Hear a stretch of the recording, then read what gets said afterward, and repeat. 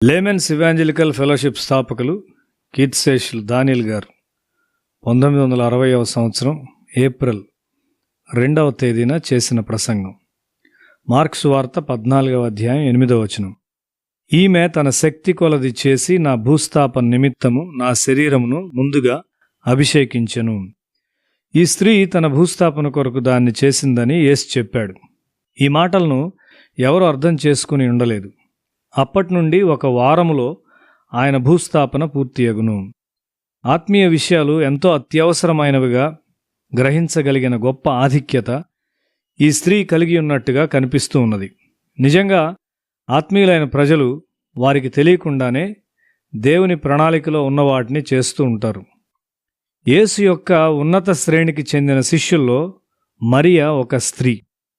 యేసు వారి ఇంటిని సందర్శించిన మొదటి దినాల నుండి మరియా ఆయన పాదముల చెంత కూర్చొని వాక్యం నేర్చుకుంటూ ఆయన చెప్పు మాటలు వింటూ అందులో నిమగ్నమై ఉండేది. ఇప్పుడు ఆమె ఆత్మ ద్వారా నడిపించబడుతూ ఉన్నది. ఈ స్థితికి వచ్చుట ఒక గొప్ప విషయం. ఇక్కడ తన భూస్థాపనకు తాను సిద్ధపడుచున్నట్లు యేసుకు మాత్రమే తెలియను. మరియకు స్వయంగా తెలియదు. యేసు మీద ధనాన్ని వృధా చేయుట గూర్చి యూదాసు అణుగుతూ ఉన్నాడు. ధనాపేక్ష గల మనుషులందరి వలె అతడు ఒక సంకుచితమైన బుద్ధి గలవాడుగా ఉన్నాడు. ఆ డబ్బు సంచిలో వేసినట్లయితే అతడు దొంగిలించవచ్చును అని ఆశించి ఉంటాడు. అతడు పేదవారిని గూర్చి మాట్లాడుచున్నాడు. అయితే పాపశాపము నుండి రక్షించుటకు తనను తాను పేదవానిగా చేసుకొనిన యేసును గూర్చి ఎవరు ఆలోచిస్తున్నారు? తను తలవాల్చుటకు ఎక్కడ స్థలము లేనిదిగా చేసుకొనిన యేసును గూర్చి ఎవరు ఆలోచిస్తారు?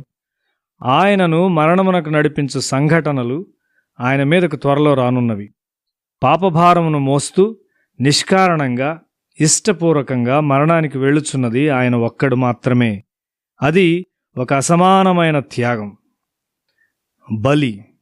ఆయన మనస్సులో లోకం యొక్క పునాది వేయబడక ముందే ఆయన బలిగా అర్పించబడి ఉన్నాడు. భూస్థాపన కొరకు చనిపోయిన వాని వలె ఇప్పుడు ఆయన శరీరం మీద చేయబడుచున్నది. మరియ మాత్రమే ఈ సేవ చేయు ఆధిక్యత కలిగి ఉన్నది. అది ఒక అసమానమైన సేవ. ఒక నిజమైన యేసు సేవకుడు యేసునకు చెడ్డ పనులను చేయలేడు. యేసు యొక్క ఉన్నత శ్రేణిలోని శిష్యుల్లో ఆమె ఒక స్త్రీ. ఆమె వెలను లెక్కించలేదు. యేసు రాజుగా ఉండుటకు వ్యతిరేకించినప్పుడు యూదా నిశ్చయంగా నిరాశ చెందాడు. బహుశా ఈ సమయంలో ఆయన నుండి ఎంతో ఎక్కువ పొందుకొనుటకు అతడు నిశ్చయించాడు. అప్పటి నుండి అతడు నిజమైన శిష్యుల్లో ఒక భక్తిగల శిష్యుని వలె నటిస్తూ ఉన్నాడు. చిట్ట చివరి విందు సమయంలో తన శిష్యుల్లో ఒకడు ఆయన్ను అప్పగించబోచున్నాడని యేసు చెప్పినప్పుడు వారంతా దుఃఖపడినారు. యూదా కూడా దుఃఖపడినట్లు నటించాడు. నీవు ఒక రాజకుమారునిగా ఉండగలిగినప్పుడు నీవు ఒక భిక్షగానిగా, ఒక దొంగగా ఎందుకుంటావు? మన సహవాసమునకు నటించువారు గొప్ప ఆటంకంగా ఉంటారు. దేవుని బిడ్డల సమూహంలో మనము చిన్న బిడ్డవలే నిందారహితులుగా ఉండాలి. స్వార్థమును వెదుకువారు ఒక గొప్ప ఆటంకంగా ఉండి దేవుని పనికి గొప్ప హాని చేయువారవుతారు. తరువాత గెత్సెమనేకు సంబంధించిన ప్రార్థన దృశ్యానికి మనం వస్తాం. ఏమి జరగనై ఉన్నదో అనే దాని విషయమై శిష్యులకు భారం లేదు, ప్రాధాన్యత లేదు. ప్రేమ, విధేయతను గూర్చి మాట్లాడిన పేతురు యేసు యొక్క ఆలోచనలను పంచుకొనలేదు. దేవుని తలంపులు పొందుకునేంత వరకు నీవు ప్రార్థనలో తప్పక ఎదగవలసి ఉన్నావు. ఇది నీ చుట్టూ ఉన్న లోకమును మార్చుటకు నీకు సహాయం చేయగలదు. పేతురు తన సొంత ఆత్మీయ బలమును అంచనా వేసుకొనలేకపోయాడు. నీవు పిలువబడి ఉండవచ్చు గాని నీవు తప్పక సక్రమముగా సిద్ధపడాలి. పేతురు సరిగా సిద్ధపడక విఫలమయ్యాడు. అతడు తన కత్తిని ఉపయోగించాడు. దేవుని ప్రణాళికలో భౌతికమైన శక్తి ఏమాత్రము పనిచేయదు.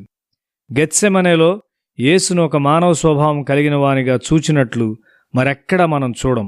భౌతికమైన బాధ, ఆత్మీయ భారము చాలా భారంగా ఉన్నాయి. ఆత్మ ఇష్టపడుచున్నది గాని శరీరం బలహీనమైనది. అయితే యేసు యొక్క శరీరము ఆయన ఆత్మకు పరిపూర్ణంగా విధేయత కలిగి ఉన్నది. మీ శరీరాలు సంపూర్ణంగా దేవుని ఆత్మ ద్వారా స్వాధీనపరచబడనంత వరకు నీ ఆత్మీయ లక్షణాలు ఎన్నడూ బయటికి రావు. మనలో ఒక్కొక్కరి కొరకు దేవుడు ఒక విశిష్టమైన ప్రణాళిక కలిగి ఉన్నాడు. మనలను పిలిచిన దేవుడు నమ్మకమైనవాడు.